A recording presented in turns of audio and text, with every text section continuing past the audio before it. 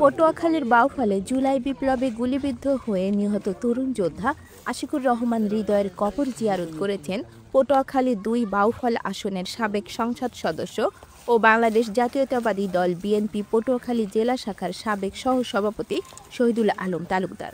শনিবার ৫ এপ্রিল বিকাল ৫টার দিকে তিনি বাউফল সদর ইউনিয়নের পশ্চিম জৌতা গ্রামে হৃদয়ের পারিবারিক কবরস্থানে যান।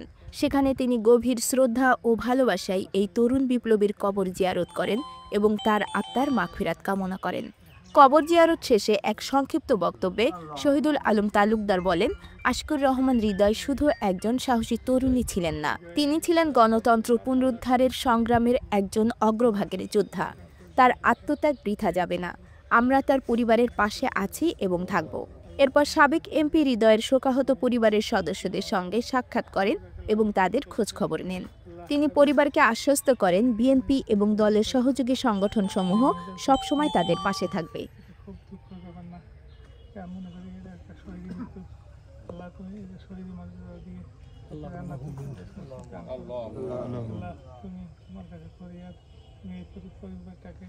তুমি দেখে রেখো আল্লাহ, তোমার কাছে আশা করো, আমাদের চাওয়া আমাদের থেকে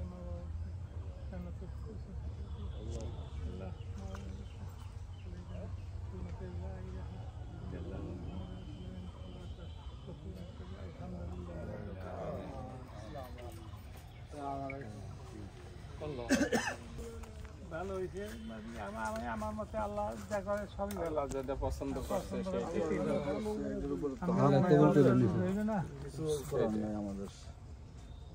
দোয়া করবা যেটা হাই ছিল এই পর্যন্ত। আসলে এটা সবারই দেশের জন্য জীবন দিয়েছে, এটা মানা ছাড়া এটা শহীদ মৃত্যু, দেশের জন্য জীবন দিয়েছে আপনার ছেলে। আপনি গর্বিত পিতা, গর্বিত। আমরা যুদ্ধ করে আইছি, মরতে পারিনি। হ্যাঁ, তারপর আল্লাহর সিদ্ধান্তই তো চূড়ান্ত, এটার উপরে তো রাজি খুশি থাকতে হবে। সিদ্ধান্তের উপরে মুমিনরা আল্লাহর সিদ্ধান্তের উপরে রাজি খুশি থাকবে। যদি বিএনপি তরফ থেকে কিছু সাহায্য করা যায় ইনশাআল্লাহ আমরা চেষ্টা করব। ইনশাআল্লাহ তারেক রহমানের পক্ষ থেকে তৈরি হবে। দোয়া করি ভাই। আপনার আসলে নিয়ে বসে দিন। আচ্ছা আনসার ভাই, সবার ছোট 17 বছর।